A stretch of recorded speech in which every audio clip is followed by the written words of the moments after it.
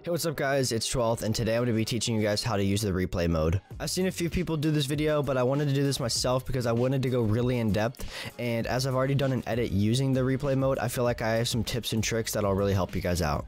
First, I wanted to state that I'm on a PC, but I really don't see this being an issue. Even if you're on a console, I'm pretty sure it would be the same way no matter what. But if it is an issue, leave it down in the comments and I'd like to help you guys out. For the PC people out there, I would definitely recommend using a controller. If you're not using a controller, you're just going to be at a disadvantage from the start. Your cinematics aren't going to be as smooth. So like I said, definitely use a controller. And that's about it. So let's hop right into it. So first, you're going to want to go to replays, which I'm sure you guys already know that. So you're going to click on replays. And while this loads up, I have a lot of replays in here. So it's going to take quite a bit to load. And here we go. If you're on a console, I believe you can only see 5, so make sure that you save the ones that you want to keep. But if you're on PC, you guys know that you have a bunch to save or whatever, right? I thought I'd let you guys know that whenever the game gets updated, your game replays do get corrupted. Now, hopefully they change this in the next patch, because it's obviously really frustrating that whenever the game updates, your game replays that you've been working hard to get obviously get corrupted. So hopefully they patch this, and maybe when you're watching this, it's already patched, but I thought I'd let you guys know that they do get corrupted. So if this is still the case and they do get corrupted, be sure whenever you get the clips you want to record, you get them as soon as possible, or at least before the next update. Okay guys, now that we're in the game, obviously I'm on mouse and keyboard, so I'm gonna go and pick up my controller. And now that I'm on my controller, I'm gonna walk you guys through the controls before we start to get to the nitty-gritty stuff. So first, right here is your camera type, and you have auto exposure, which I never really mess with this. Obviously I'll walk you through it though real quick. So it's just your exposure. So if you're in a really bright scene, I guess you can just go and lower that. And then if you're in a really dark scene, you can just go and raise that. But I wouldn't recommend using this because auto exposure seems to work perfectly fine, and if you need to raise it in post anyways, that seems to be no issue. And then we'll go back into here, and here's your aperture. So if you guys know anything about actual cameras, aperture is not an unfamiliar term, and this is actually no different from an actual camera too. So the lower the number is going to give you more depth of field, just remember that, and the higher number is going to give you less. But it also works in correlation with your focal length. So if you zoom in a lot, see how that depth of field is a lot more noticeable now, and if I zoom out, it's just kind of barely. So if we zoom back in, 2.0 may be a little too much, so that we can go and raise that up to about 8.0, and then like I zoom out, it's not nearly as much depth of field as there was before. So go ahead and take that into account. It's pretty self-explanatory, and I don't think I need to go too much into it. So now here's focal length, and I pretty much explained this while explaining the aperture, but focal length is pretty much your zoom. Just think of it as how much you zoom in and out in layman's terms. But we can go ahead and zoom this out to about 8 millimeters, and as you guys can see, this is extremely wide, and I wouldn't recommend using this, but you can if you want. And then if we go back to the max, which is 400 millimeters, which I again wouldn't recommend using, this is extremely narrow. So if you have like a really far away shot that you want to try to get, you can go ahead and get that as well. I would recommend using values from 85 to about 135. That's about where I would use those three right there, but I guess whatever goes.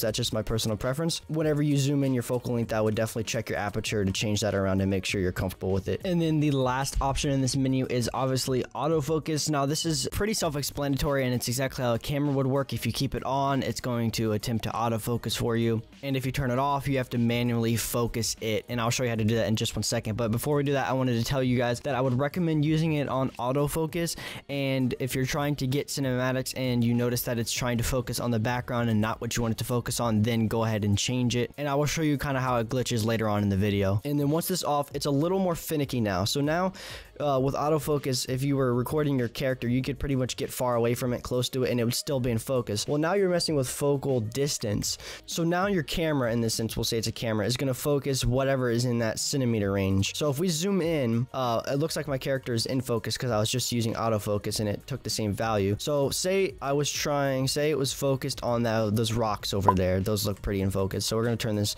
the aperture down as well, so it's a little more dramatic. See how that's in focus? Well, I want my character in focus, so we're going to go ahead and put this value back, and now I am in focus right about here. As well as what I said with your aperture, see how it's at 4.0? My character's a little, like the little horns up there, whatever you guys want to call them, is a little blurred out, so we're going to go and put that up a little bit. Now these details may not be shown on YouTube, but just a little something to take into account.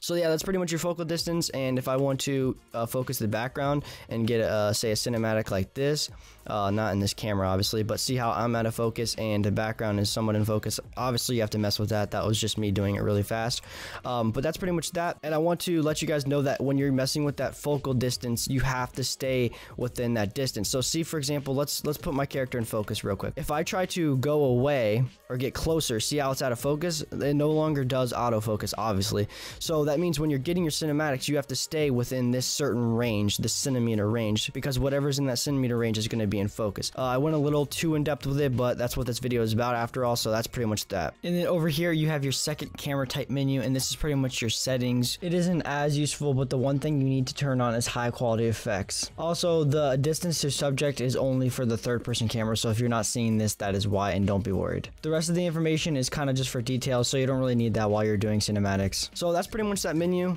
Not very much, but I had to go in depth with it. Right here is your time scale. If you guys ever played Call of Duty and recorded cinematics, this is your time scale. 0.10 is the lowest you can go, and I would definitely recommend recording at 0.10 so you can get really slow cinematics, just in case if you're trying to do any syncing points. So that's pretty much that. Not much to explain. You can go to 0.10, and then you can also go all the way up to about 4.0, and that's going to be really fast.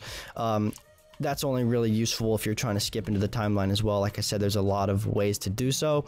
So 0.10 being the most useful in my opinion. And then over here is who you're spectating. Now, the way this game works is you can't just spectate anybody you want in the game. See the little circle right there? That's the only people you can spectate within your little circle. So if you have 100 people within your circle, you can spectate 100 people. If you have 2 people within your circle, you can only spectate 2 people. Well, that's a little unfortunate, but that's how it works. And then the last thing over here is third person. This is what camera you are in right now. Right now I'm in third person, obviously, and you can tell by the way the camera's moving. So in this case, I skipped a little bit farther into the game, hopefully see some action and show off the last and definitely the most important is the camera type. So right now, throughout this video, oh, frame drops when I get to the grass. Throughout this video, I've been in third person. Third person is not really useful, but if you want to go ahead and use it, you can use it. Drone follow, this camera is, again, I've never really used it. I don't find it being too much of use, but if we go and zoom this in, it pretty much just follows your character. So I can set this up anyway, and it'll just follow my character with a static motion, unless of course I move it while I'm following myself. I'm in full time scale, so we'll go and slow this down a little bit, but see how I can follow my character, and that's pretty much that. And speaking of, that actually works perfectly. If I put this HUD back on, it says right there, for me it's XB, and this is extremely important as well. When you're getting cinematics, you want to be as slow as possible. So see how this is super slow, and then I can put this up, and the drone speed is extremely fast and unusable, to be honest.